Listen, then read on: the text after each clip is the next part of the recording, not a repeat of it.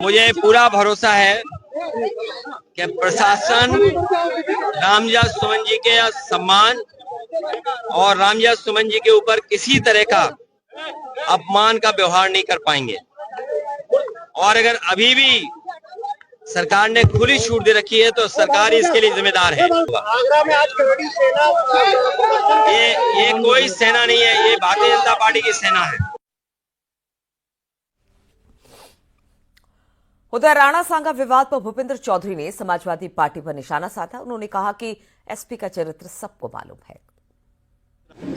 आपने समाजवादी पार्टी का जिस प्रकार से चरित्र आपने देखा हो, चाहे स्वामी प्रसाद मौर्य जी के बयान हो या उनके नेताओं के बारे में, सनातन संस्कृति के बारे में, हमारी परंपरा के बारे में या हमारे मठ मंदिरों के बारे में जिस प्रकार की उनकी सोच है, वो कहीं ना कहीं इस प्रकार के बयानों से प्रदर्शित होती है। जहाँ तक राणा सांगा जी का विषय है, वो हमारे राष्ट्र नायक है। राष्ट्र नायकों को अपमान करने का अधिकार किसी को। अगर किसी ने भेदभाव किया है तो आप समाजवादी पार्टी का पूरा ट्रैक रिकॉर्ड लीजिए। डॉक्टर अंबेडकर जी के बारे में आजम खां और समाजवादी पार्टी के लोग किस प्रकार के बयान देते थे। कन्नौज में किस प्रकार से जो डॉक्टर भीमराव अंबेडकर जी के नाम से मेडिकल कॉलेज था, उसका नाम बदलने का काम।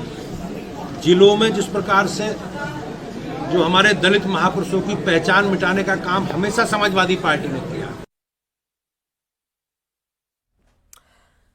आगरा से खबर लेते हैं, जहां पर करणी सेना की रैली पर रामजी लाल सुमन का बयान भी सामने आया। हमारे देश में रोज सम्मेलन होते हैं, रामजी लाल सम्मेलन की एक मर्यादा होती है। उन्होंने कहा कि सम्मेलन में तलवारें डंडे दिखाए जाते हैं, इससे प्रशासन को सबक लेना चाहिए। तो इस तरह के बयान रामविलास सुमन की तरफ से। कल जिस तरह से करणी सेना का रक्त स्वाभिमान रैली थी, उसी के बाद ये बयान सामने आया।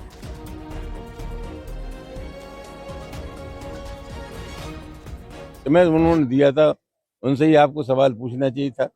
जहां तक सम्मेलन का सवाल है, सम्मेलन हमारे देश में हो सकते हैं, विरोध सम्मेलन हो सकते हैं। और मैंने एक बार नहीं कई बार कहा कि दुनिया में जो पैदा हुआ है वो अपने आप में पूर्ण नहीं है, न कोई विचार अपने आप में पूर्ण है।